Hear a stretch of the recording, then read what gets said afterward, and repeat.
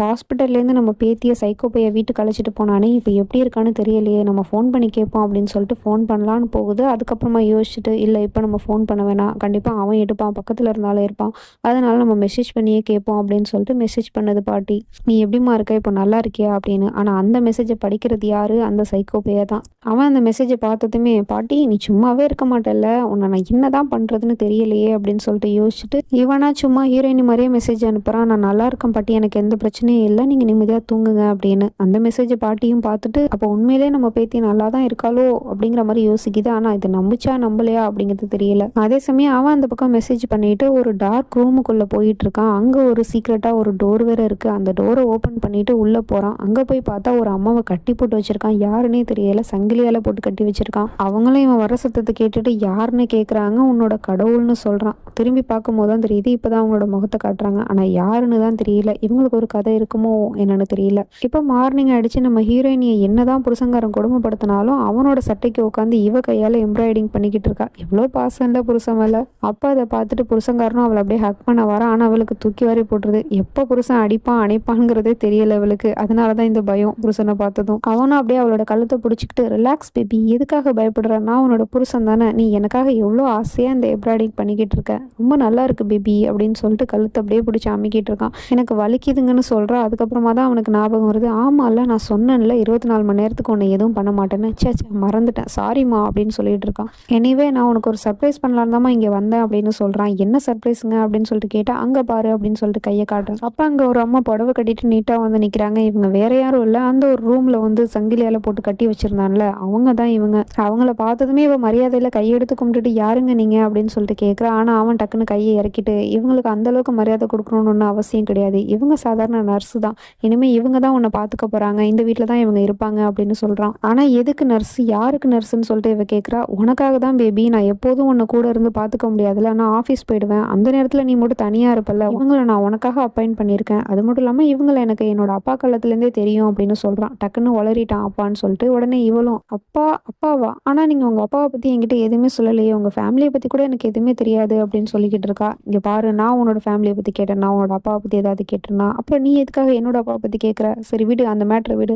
இனிமே இவங்க தான் உன்னோட நர்ஸ், ஃபிக்ஸ் பண்ணிக்கோ அப்படின்னு சொல்லிட்டு அவங்க கிட்டேயும் போய் சொல்றான். உன்னோட வேலை நர்ஸ் டியூட்டி பார்க்கறது மட்டும்தான். அதை நீ சரியா பண்ணு, ஓகே அப்படின்னு சொல்லிட்டு ஒரு மாதிரியா மிரட்டிட்டு போயிட்டு இருக்கான். அவங்க வயசுக்கு இவன் வா போன்னு தான் பேசிட்டு இருக்கான் அவங்கள. இந்த பக்கம் பாட்டிக்கு இன்னுமே பேத்தி நல்லா தான் இருக்காளா அப்படிங்கிற ஒரு டவுட் இருக்க தான் செய்யுது. அதனால பேரங்கிட்ட சொல்லி ஒரு கேமரா வாங்கிட்டு வர சொல்லியிருக்கு. பட்டன் கேமரா மாதிரி இருக்கு. அதை பேரனும் பாட்டிக்கு வாங்கிட்டு வந்து கொடுத்துட்டு சொல்றான், எதுக்காக பாட்டி இந்த பட்டன் கேமரா? இது மட்டும் தெரிஞ்சிச்சு அவ்வளவுதான், நம்ம எல்லாரும் மொத்தமா போய் ஜெயிலில் தான் உட்காரணும், பார்த்து யூஸ் பண்ணுங்க அப்படின்னு சொல்லிட்டு இருக்கான். ஆனா உண்மையிலே இந்த கேமரா வாங்கினதுக்கான காரணம் என்னன்னா, இதை வச்சுட்டு சியாவை நம்ம இங்கிருந்தே கண்காணிக்கலாம். ஒருவேளை அந்த பையன் ஏதாவது நம்ம பேத்தியை பண்ணானா அது இந்த கேமரால சேவ் ஆயிடும். அதுக்கப்புறம் இந்த உலகத்துக்கு முன்னாடி அவன் எப்பேற்பட்டவங்கிறத நான் நிரூபிப்பேன் அப்படிங்கிற ஒரு முடிவோட தான் அந்த பாட்டி இந்த கேமரா வாங்கியிருக்கு. அதே சமயம் இந்த பக்கம் பொண்டாட்டி பானிபூரி கேட்டான்னு சொல்லிட்டு அவளை கிச்சன்லேயே உட்கார வச்சுட்டு இவன் கையாலே இவன் பானிபூரி வீட்லயே செஞ்சு கொடுத்துட்டு இருக்கான். வெளியெல்லாம் போய் சாப்பிட்றது ஹைஜீனிக்கா இருக்காதுமா அப்படின்னு சொல்லிட்டு. அதுக்கப்புறமா டைமை பார்த்துட்டு நர்ஸை கூப்பிடுறான். ஆனா ஒரு தடவை கூப்பிட்டு அவங்க வரவே இல்லை அப்படிங்கவுமே ரொம்ப வேகமா கத்துறான், நர்ஸ் அப்படின்னு சொல்லிட்டு. உடனே அவங்க பதறி அடிச்சுட்டு ஓடுறாங்க. இவளும் பயந்து போயிடுறா. எதுக்காக கூப்பிடுறான் அப்படின்னு சொல்லிட்டு பார்த்தா பொண்டாட்டிக்கு பிபி செக் பண்ணணுமா. எவ்வளவு நேரம் ஆச்சு? மணி என்ன ஆகுது? நீ இன்னும் பிபி செக் பண்ண வரவே இல்லை. நான் கூப்பிட்டா தான் நீ வருவியா? மணி என்ன? சொல்லுன்னு கேட்டுட்டே இருக்கான். ஆனா அவங்க பயந்து போய் ஹீரோயினே தான் பார்த்துட்டு இருக்காங்க. எதுக்காக நீ என்னோட பொண்டாட்டி முகத்தை பார்த்துட்டு இருக்க? அவன் முகத்துல என்ன கடிகாரமா மாட்டி தொங்குது? நான் உங்ககிட்ட தான் கேட்டேன். மணி என்ன? சொல்லுன்னு கேட்டுட்டே இருக்கான். ஆனா அவங்க வாயை திறக்கிற மாதிரி தெரியல. அப்படியே அமைதியாவே நின்றுட்டு இருக்காங்க.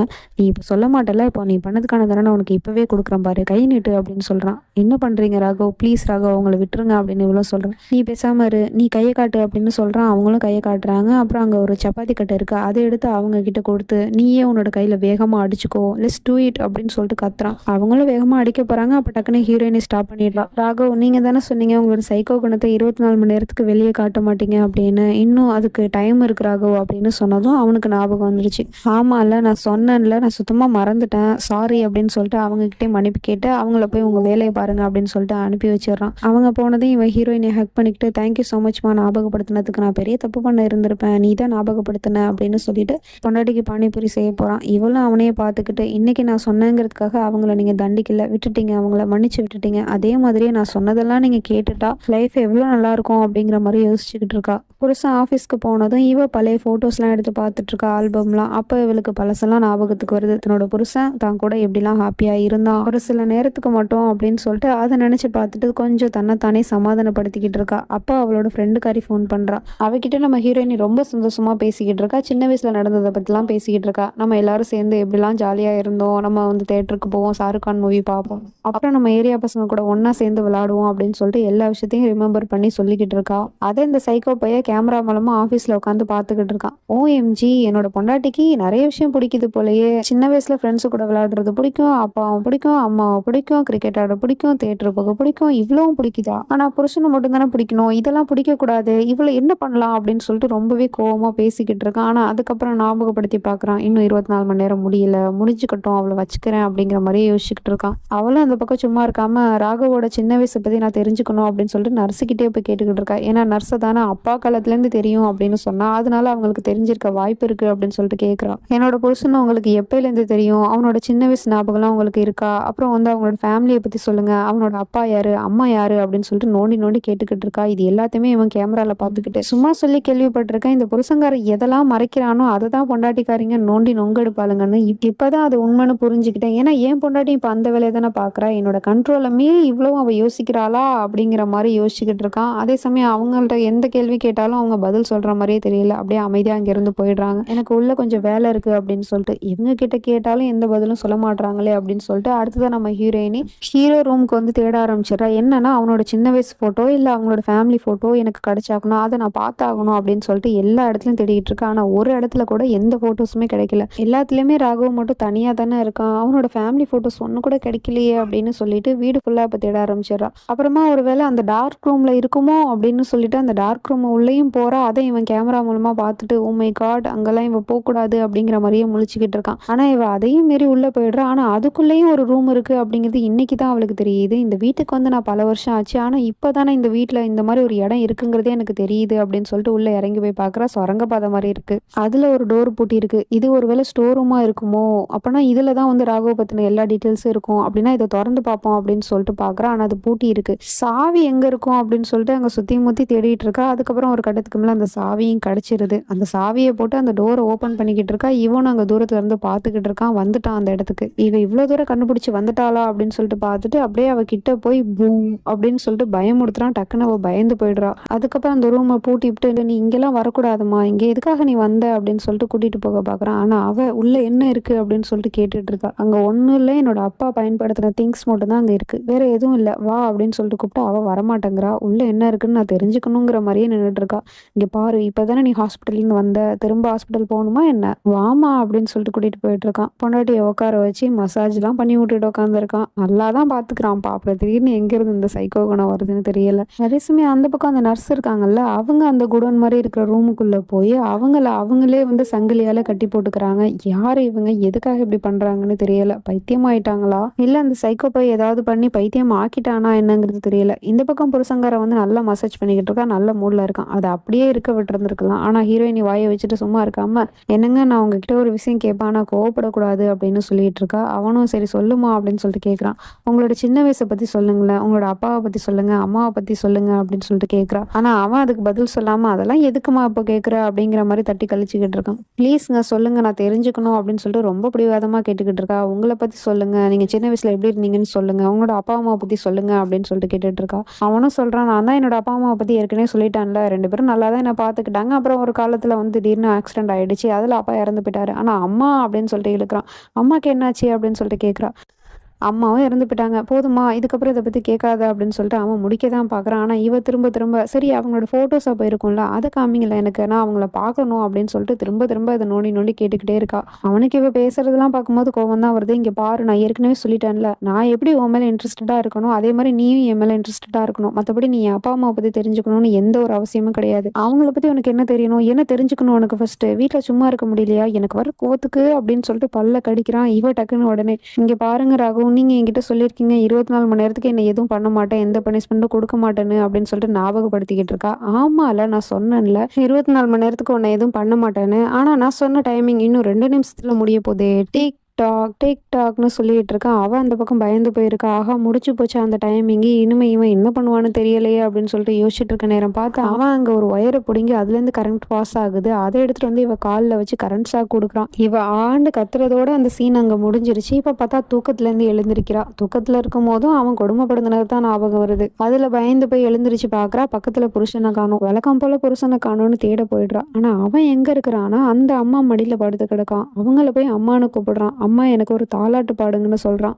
அந்த அம்மாவும் பித்து பிடிச்ச மாதிரியே பாட்டு பாடிட்டு இருக்கு. அப்ப இவங்க தான் ராகுவோட அம்மா. ஆனா எதுக்காக இவங்களை சங்கிலியால பூட்டி வச்சிருக்கணும், அது இந்த ரூம்ல அப்படிங்கிறது தெரியல. இவங்க இப்படி பாடுறது அங்க சியா காதுலயும் விழுந்துருது. எங்க இருந்து இந்த பாட்டு சத்தம் கேக்குது அப்படின்னு சொல்லிட்டு அதை நோட் பண்ணிக்கிட்டே வரா. பார்த்தா அந்த குடோன் மாதிரி இருக்கிற ரூமுக்குள்ளதான் அது கேக்குது அப்படின்னு சொல்லிட்டு அந்த சுரங்க பாதை இருக்கிற ரூம் பக்கம் தான் போறா. அந்த பக்கம் டோர் திறக்கிற சவுண்டு கேக்குது. உடனே உஷாராயி இந்த பக்கமா ஒளிஞ்சுக்கிட்டா. அவனும் டோரை லாக் பண்ணிட்டு சாவியை வச்சுட்டு போயிடுறான். ஜஸ்ட் மிஸ்ல எஸ்கேப் ஆயிட்டா. இவளை இந்த நேரத்துல இங்க பாத்துருந்தா என்ன பண்ணிருப்பானே தெரியாது. இப்ப மார்னிங் ஆயிடுச்சு. காலங்காத்திலே புருஷங்காரன் பாத்ரூம்ல குளிச்சிட்டு இருக்கான். அவன் வர்றதுக்கு எப்படியும் கொஞ்சம் லேட் ஆகும். அது வரைக்கும் நம்ம அந்த ரூம்ல போய் என்ன இருக்குன்னு பார்த்துட்டு வந்துருவோம் அப்படின்னு சொல்லிட்டு இவ திரும்பவும் அந்த ரூம்ல என்ன இருக்குன்னு சொல்லிட்டு பாக்குறதுக்காக போறா. இந்த டோரை ஓபன் பண்ணி பார்த்தா அங்க யாருமே இல்லை. ஆனா அங்க சங்கிலி போட்டிருக்கு. அந்த சங்கிலியால யாரோ கட்டி போட்டிருக்காங்க அப்படிங்கிறது இவளுக்கும் தெரியுது. அப்படியே பாத்துக்கிட்டு இருக்கா. அப்ப யாரோ கையை பிடிச்சி இழுக்கிற மாதிரி தெரியுது. உடனே ராகவ் என்ன மன்னிச்சிருங்க அப்படின்னு சொல்லிட்டு கத்துறா. ஆனா அங்க வந்தது ராகவ் இல்ல, அந்த நர்ஸ் தான் வந்திருக்காங்க. இப்பதான் அவங்க வாயை திறந்து பேசுறாங்க.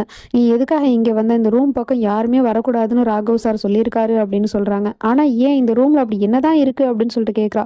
போகக்கூடாதுன்னா போகக்கூடாது. நீ புரிஞ்சுக்க மாட்டியா? ஃபர்ஸ்ட் இங்க இருந்து கிளம்பு. நீ இங்க இருக்கிறத ராகவ் சார் பார்த்தாருன்னா அவ்வளவுதான், உன்னை ஏதாவது பண்ணிடுவாரு. அப்புறம் திரும்ப இந்த பக்கம் வந்துடாத அப்படின்னு சொல்லி அனுப்பி வைக்கிறாங்க. அதே சமயம் இவனும் குளிச்சுட்டு ரூமுக்கு வந்து பாக்குறான். பொண்டாட்டியை காணோம். எங்கம்மா இருக்கா, எனக்கு தலை தோட்டி விடு அப்படின்னு சொல்லிட்டு கூப்பிட்டுட்டு இருக்கான். அவளை காணோம். இவ திரும்பவும் ஏதாவது பிரச்சனை பண்றாளா என்ன அப்படின்னு சொல்லிட்டு அவனோட போனை எடுத்து கேமரா ஓபன் பண்ணி பாக்குறான். அதுக்குள்ள அவ பின்னாடி வந்து ஹேக் பண்ணிடுறா.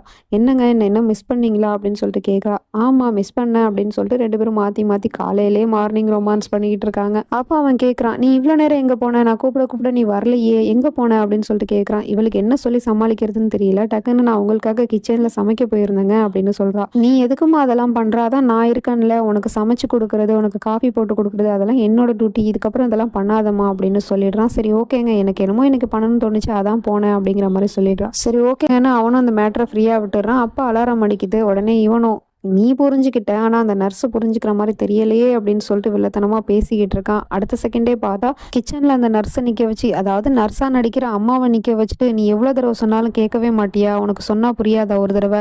இப்போ சியாக்கு மாத்திரை கொடுக்குற டைம், ஆனா நீ மாத்திரை கொடுக்க வரல, உனக்கான பனிஷ்மெண்ட் இப்பவே கொடுக்குறேன் பாரு அப்படின்னு சொல்லிட்டு ஒரு கரண்டியை நல்லா அடுப்புல சூடு காட்டி எடுத்துட்டு வந்து அவங்க கையில வைக்க போறான். அப்போ கரெக்டா நம்ம ஹீரோயினி வந்து பிடிச்சிடுறா. வேண்டாங்க அவங்களை எதுவும் பண்ணிடாதீங்க அப்படின்னு சொல்றா. ஆனா இப்படி தடுத்தா இவனுக்கு பிடிக்காது இல்லையா? அவன் கோவப்படுறான். உடனே இவளும் போய் சொல்லி சமாளிக்கிறா. அவங்க எப்போ வந்து என்ன கூப்பிட்டாங்க, அப்ப நான் கிச்சன்ல சமைச்சுக்கிட்டு இருந்தேன், அதனால தான் டேப்லெட் போட மறந்துட்டேன், இப்ப கொடுங்க நான் போட்டுக்கிறேன் அப்படின்னு சொன்னதும், இது உண்மையா, என் பொண்டாட்டி சொல்றது உண்மையா அப்படின்னு சொல்லிட்டு கேட்கறான். ஆனா அவங்க அப்படியே எந்த பதிலும் சொல்லாம அப்படியே நிக்கிறாங்க. இவளும் வந்து முழிச்சுக்கிட்டு இருக்கா. இவங்க ஆமான்னு சொன்னா தானே நான் தப்பிப்பேன் அப்படிங்கிற மாதிரி யோசிச்சுட்டு இருக்கும்போது சொல்லு அப்படின்னு சொல்லிட்டு வேகமா கத்துறான். உடனே அவங்களும் ஆமா அப்படின்னு சொல்லிடுறாங்க. அப்போ பொண்டாட்டி தானே பனிஷ்மெண்ட் பண்ண வருவான். ஆனா அதுக்குள்ள அவ சாரி சொல்லி எஸ்கேப் ஆயிட்டா. சாரிங்க, ஏதோ தெரியாம நான் மறந்துட்டேன், வேலை பிஸில உங்களுக்காக நான் சமைக்க போனேன்ல, அதனாலதான் நான் வந்து மறந்துட்டேங்க, சாரிங்க அப்படின்னு சொன்னதும், சரி ஓகே இட்ஸ் ஓகேம்மா, ஒன்றும் பிரச்சனை இல்லை அப்படின்னு சொல்லிட்டு அவன் அந்த மேட்டரை ஃப்ரீயா விட்டுட்டு அங்க இருந்து போயிடுறான். இதுக்கப்புறம் என்ன நடக்க போகுதுங்கிறதெல்லாம் நம்ம வெயிட் பண்ணி தான் பார்க்கணும். இந்த வீடியோ பிடிச்சிருந்துச்சுன்னா மறக்காம ஒரு கமெண்ட் பண்ணுங்க. தேங்க்ஸ் ஃபார் வாட்சிங். Bye friends.